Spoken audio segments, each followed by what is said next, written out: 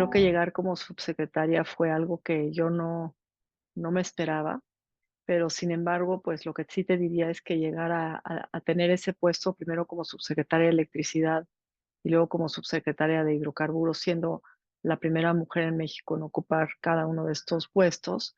pues fue algo que se dio por toda una trayectoria que traía yo detrás de mí.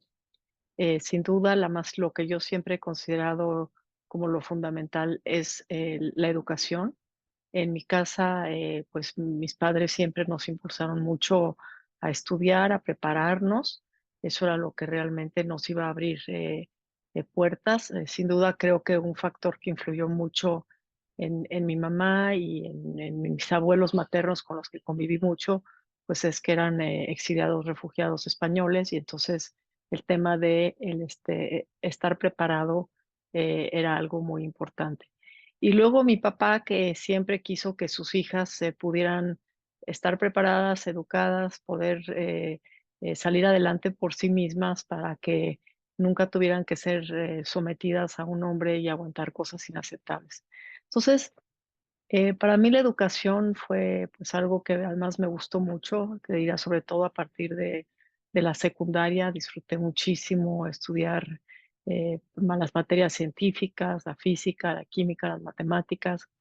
y fui avanzando en estas materias en la prepa, me empezó a interesar mucho el tema de la historia,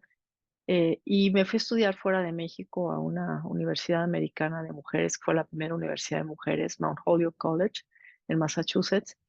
Eh, y lo comento porque cuando yo acabé la prepa, como muchas jóvenes, realmente no sabía qué quería hacer. Estaba con que si quería estudiar física o quería estudiar otra cosa.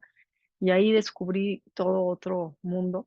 muy importante. Primero que nada, empecé la carrera de física y luego me cambié a relaciones internacionales. También estudié una licenciatura en literatura comparada. Pero lo más importante que te diría yo de la experiencia de vivir fuera de México fue el empezar a ver a tu país con otros ojos, el querer aprender mucho más de tu país, conocer más tu país, estudiar tu país. Y eso me llevó a que después de que terminé la licenciatura, empecé una maestría en ciencias políticas, hice una tesis de maestría sobre justamente todo este tema de la corriente democrática, justo cuando Cuauhtémoc Cárdenas empezaba este movimiento y fue candidato a la presidencia. Y me quedé en el MIT a hacer un doctorado en economía política. Y ahí me fui a Monterrey a aprender todos los procesos industriales, cómo se producía el acero, el vidrio, los alimentos, pero también entender por qué Monterrey era distinto del resto de México, qué se había hecho. Debo confesar que esa fue una etapa un poco complicada también para mí, porque fue la primera vez que me enfrenté de lleno con los retos que como mujer podemos tener en nuestro propio país, por no, digamos, caer dentro de los estereotipos. Entonces, claro, yo era una mujer soltera que estaba haciendo un doctorado, entonces el cuestionamiento era por qué era chilanga, por qué era mujer, eh, por qué no estaba casada, etcétera. Y lo que me salvó en ese momento y lo que hizo que me abrieran muchas puertas fue que estaba yo haciendo un doctorado en el MIT. Y eso lo traigo a colación porque creo que fue parte de algo que luego me sirvió mucho en mi vida profesional. Regreso a México como muchos mexicanos que nos fuimos a estudiar fuera, particularmente en esa época, con ganas de contribuir, de aportar algo a nuestro país, y casi todos veíamos eso, y yo en lo personal lo veía como el tema del servicio público. Mi abuelo paterno fue un servidor público de toda la vida, llegó a ser, digamos, fue diputado, senador, gobernador de Quintana Roo. Entonces yo ya tenía un poco este tema del servicio público muy metido en las venas como algo donde tú puedes contribuir a ayudar a construir un mundo, un México mejor. Y entré primero a presidencia, estaba escribiendo discursos para el presidente, la verdad es que no me gustó el trabajo, no me gustó el ambiente, y salí de ahí un poco, pues, sin idea de dónde ir. Y una mujer extraordinaria que considero que fue una gran mentora para mí, una persona de la que yo aprendí mucho, Rosario Green, entonces subsecretaria de, para América Latina y Cooperación Internacional en la Cancillería, me invitó a, a ocupar la dirección de Asuntos Económicos con Centroamérica y Caribe.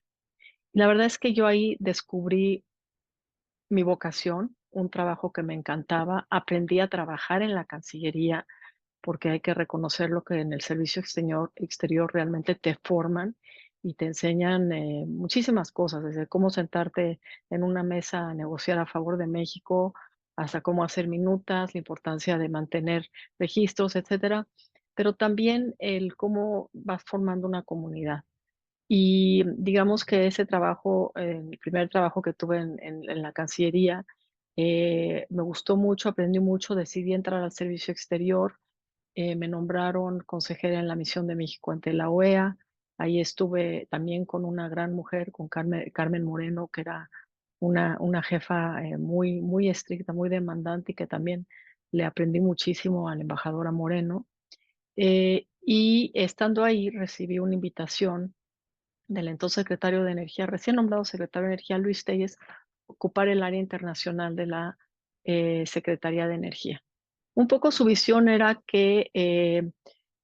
bueno, pues que necesitaba alguien que conociera bien la política exterior y que pudiéramos eh, poner en un plano, digamos, que él no tuviera que preocuparse por las cuestiones internacionales mientras se dedicaba a los temas energéticos. Pero resulta que yo entro a la Secretaría de Energía en enero del 96 y no llevaba ni una semana en el puesto cuando los precios del petróleo, perdón, perdón, en enero del 98, y yo llevaba menos de una semana en el puesto cuando los precios del petróleo empiezan a colapsarse. Y en ese momento veníamos saliendo de la crisis de tequila, entonces para México, que el 40% de su presupuesto dependía de los ingresos petroleros, pues este era un tema extremadamente delicado. Entonces, contrariamente a lo que México había venido haciendo hasta entonces, México decide entrar en un diálogo muy abierto, muy intenso con los países de, de la Organización Exportadora del Petróleo, de la OPEP, y también con a la Agencia Internacional de Energía, principalmente con Noruega, y básicamente, el secretario Telles y el director de Pemex, Adrián Larroux, diseñan una estrategia para estabilizar el mercado petrolero internacional, en la cual básicamente México está mediando entre Arabia Saudita, Venezuela, Irán, eh, trajeron también a los noruegos y México. Y entonces, para mí fue una enorme oportunidad que yo la verdad siempre lo reconozco y estoy muy agradecida con Luis Telles, que no solamente que me invitó a ocupar este puesto, sino que me dio un gran espaldarazo, porque en un momento dado los venezolanos dijeron, dijeron, oye, ¿cómo vas a negociar con esta niña? Con los sauditas no vas a poder hacer nada. Y él muy claramente les dijo, pues mira, si quieren eh, negociar con México, pues van a tener que negociar con ella. Entonces yo formé parte de un grupo muy pequeño que eran básicamente el secretario de Energía, el director general de Pemex y yo como directora general de Asuntos Internacionales de la Secretaría de Energía, en esos, negociando en estos esfuerzos de estabilización del mercado petrolero que afortunadamente resultaron exitosos. Y yo lo que te diría es que nunca hubiera llegado ahí si, número uno, no hubiera tenido la preparación académica que tenía con un doctorado en economía política por el MIT, si no hubiera tenido la formación de negociación que sin duda aprendí algunas cosas en la carrera, pero que realmente me dio el servicio exterior mexicano. Pero más importante aún, y es algo que ha sido parte de mi filosofía de vida, y es que siempre tienes que seguir estudiando. O sea, cuando yo llego a la Secretaría de Energía, pues no era una gran experta en energía y realmente lo que hice y tuve la enorme fortuna de contar con personas como el propio Adrián Larroux, como Juan Antonio Ceballos, que en ese momento era el director de Pemex Exploración y Producción, y con muchas otras personas que me dedicaron su tiempo, sin duda también Odón de Buena en la parte eléctrica, Juan Ibenschutz en la parte nuclear, que me fueron básicamente formando y fui estudiando y evidentemente dedicándole tiempo a la lectura y el estudio y a entender la parte técnica para pues poder entender de qué iba mi trabajo y cómo hacer un mejor diseño de políticas públicas, de estrategias y de cómo implementarlo.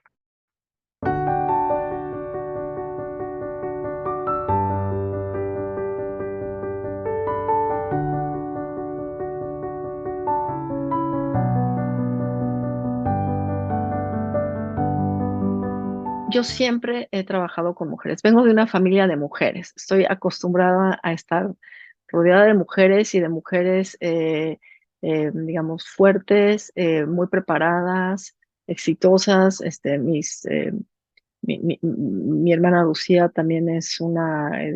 doctora de la Universidad de Chicago. Mi hermana Daniel es una doctora de la Universidad de Boston. O sea, he tenido como este tema de estar rodeado de mujeres muy preparadas toda mi vida, pero además llegué a la Secretaría de Relaciones Exteriores y mi equipo, eh, pues había principalmente mujeres, mujeres jóvenes, mujeres extraordinarias, mujeres que le echaban todas las ganas y desde ese momento empecé a formar un pequeño grupo de personas con las que yo trabajaba y muy solidarias además,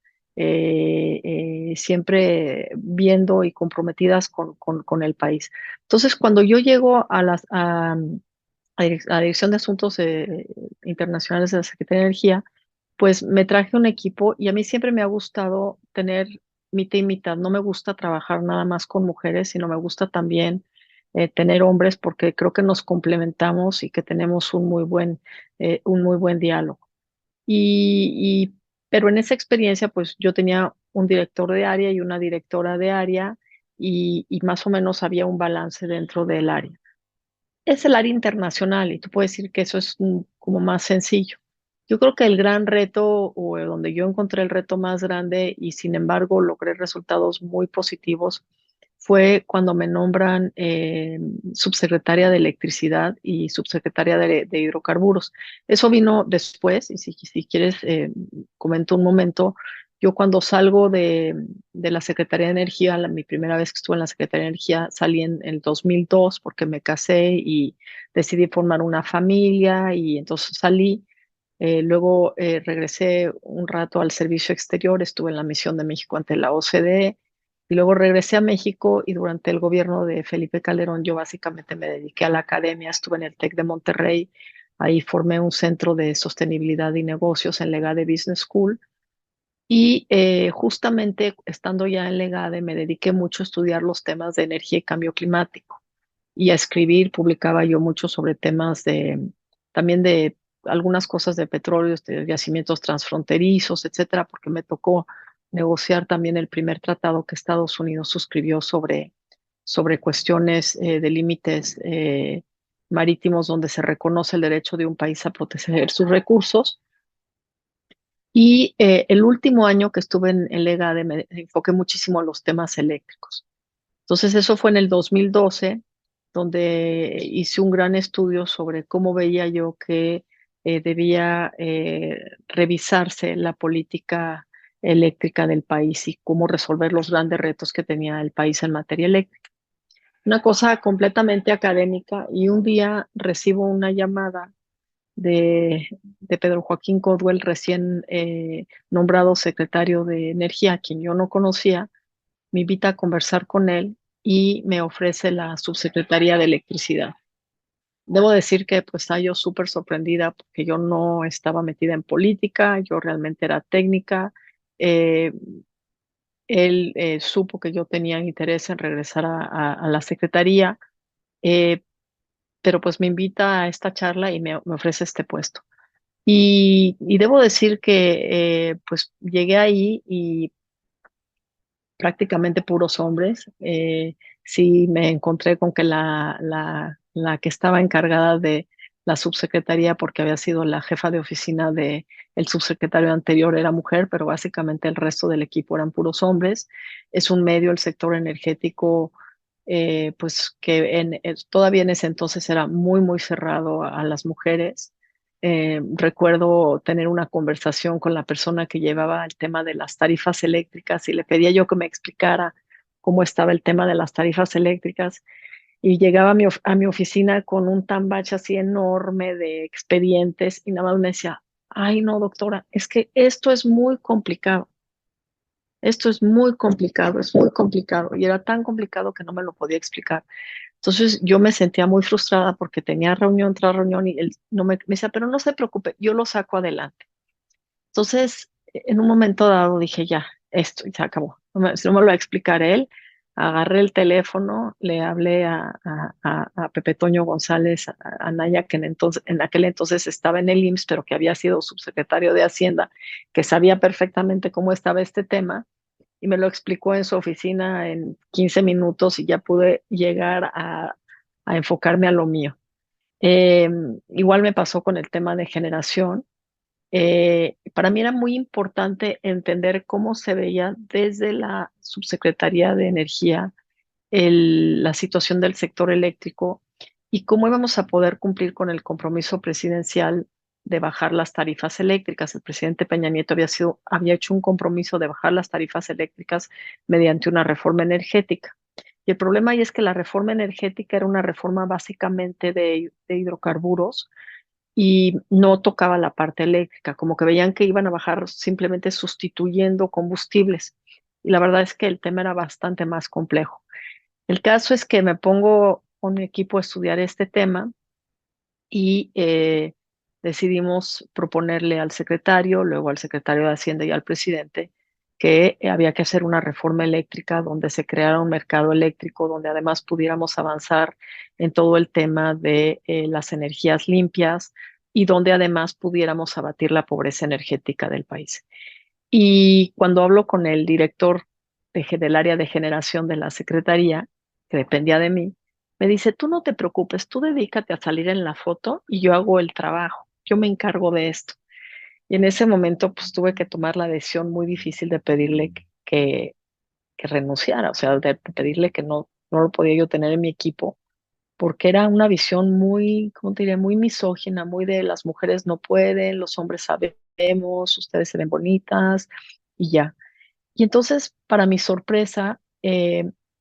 pude conjuntar un equipo donde me di cuenta que sí había mujeres expertas, que sí había mujeres que podían hacer estos trabajos.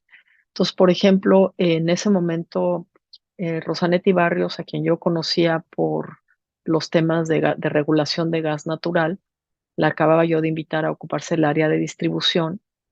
y no conseguíamos a nadie para generación. Ella me dijo, mira, yo la verdad, yo sí le entro a generación. Yo soy financiera, yo he estudiado estos temas, y le entro. Y fuimos integrando un equipo donde había hombres que tenían una gran experiencia técnica muy, muy sólida, mujeres que estaban preparadas y que también tenían conocimiento, pero también abrimos toda esta área del tema social, que era desde mi punto de vista un área fundamental sin la cual realmente nunca vamos a poder llevar a cabo proyectos de infraestructura y particularmente en el sector energético que tengan la aceptación de las comunidades y que traigan los beneficios que se requieren. Y entonces estaba yo muy feliz justamente diseñando primero y luego negociando la reforma eléctrica del 2013, la reforma en materia constitucional, y también haciendo todos los protocolos para las consultas eh, a las comunidades indígenas en el marco del convenio 169 del OIT, cuando un día recibo una llamada del secretario, esto fue en febrero del 2014, ya cuando ya se había aprobado la reforma constitucional, donde me dice que ahora me van a pasar a hidrocarburos. Y la verdad fue un shock, yo no me esperaba ese cambio, estaba muy contenta en electricidad y tenía muchas ganas de poder implementar la reforma eléctrica con la visión que teníamos de cómo se debía implementar esa reforma. Pero bueno, pues fue una decisión que tomaron los jefes, el presidente, los secretarios, y me nombraron en hidrocarburos con la idea de que me enfocara a sacar las leyes secundarias de la reforma constitucional y también los contratos petroleros y hacer todo el proceso de las licitaciones. Y ahí no voy a hablar del trabajo técnico, sino de lo que fue integrar ese equipo, porque algo de lo que yo me siento muy orgullosa es que cuando dejé la subsecretaría de hidrocarburos en 2016, pasamos de prácticamente no tener mujeres en la subsecretaría a que más o menos el 46-48% de la subsecretaría fueran mujeres.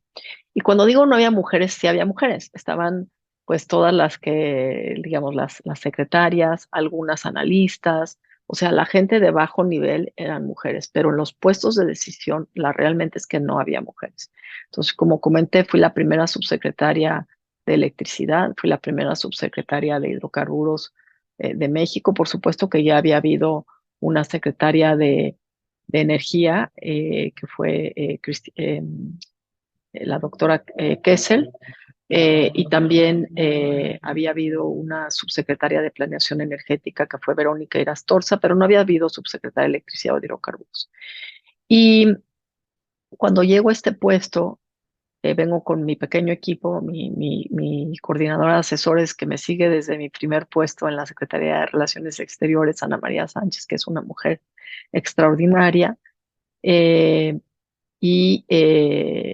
empezamos a ver pues cómo vamos a trabajar, porque además cuando Enrique Ochoa se va a la CFE se lleva a la mayoría del equipo. Entonces yo me quedo con un equipo raquítico, con un paquete enorme de sacar adelante en tiempo muy rápido todas estas leyes y los contratos petroleros, una enorme buscar un equipo. Entonces el mejor ejemplo que siempre doy es el del área de justamente del diseño de contratos petroleros, porque ahí ese puesto se lo ofrecí a por lo menos 3 hombres. Todos querían que les pagara 3 veces más de lo que era el sueldo, entonces era como muy sorprendente porque pues, en el gobierno el sueldo es el que es y punto, y no hay margen para la negociación. Y bueno, todos tenían unas condiciones extraordinarias. Y finalmente conseguía una abogada que tenía experiencia en contratos petroleros, una chica muy joven, bueno, joven, o sea, en sus treintas,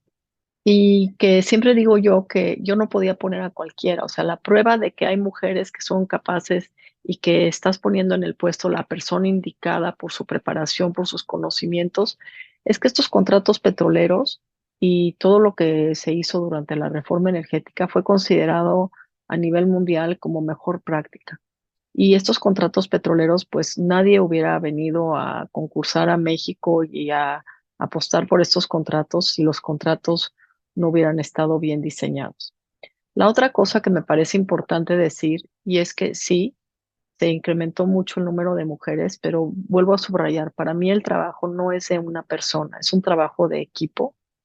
Y en los equipos siempre hay también hombres y hay hombres extraordinarios, hay hombres que apoyan sin duda muchísimo a las mujeres. Yo siento que siempre nos complementamos porque tenemos manera diferente de ver los problemas o le ponemos énfasis a distintas cuestiones, aprendemos unos de los otros todo el tiempo y yo creo que eso es muy, muy enriquecedor. Entonces, por ejemplo, cuando yo hablo de la reforma eléctrica, de la cual de alguna manera me siento la mamá, pues no soy yo solamente, es sin duda el equipo técnico que estaba conmigo en la Subsecretaría de Electricidad, pero es también alguien como Paco Salazar, que estaba en la CRE, que fue un gran apoyo y que juntos formamos un pequeño equipo que fue el que pudo presentar una propuesta e impulsarla. Cuando hablo, por ejemplo, los contratos petroleros, pues sí, la responsabilidad estaba ahí, pero no se hubiera hecho nada y yo creo que en gran parte la reforma energética no se hubiera hecho nada sin el importante apoyo, visión y aportaciones de una persona como Miguel Mesmacher, que estaba en la Secretaría de Hacienda, o Juan Pablo Cepeda en la CNH. Pero aquí lo interesante es cómo el tener mujeres en la mesa, ¿no? Por ejemplo, una persona como la doctora Alma América Porres, que es una súper experta en materia petrolera, pues te aporta también una visión diferente de las cosas. Y para las chicas que vienen detrás, pues es muy importante el poder tener esos referentes de mujeres que pudimos llegar y que pudimos abrir la puerta para otros, que tenemos ese sentido de sororidad y yo te diría que, por ejemplo, en mi caso y en el de varias, como Rosanetti Barrios, que llegó a ser jefa de unidad en la Subsecretaría de Hidrocarburos, la propia Alma América y otras, pues fue esta cuestión de crear una organización como es hoy en día Voz Experta, donde conjuntamos a más de 200 expertas del sector energético mexicano en todos los ámbitos y donde lo que nos importa es abrir espacios para las mujeres, darnos voz, que se nos escuche, que podamos aportar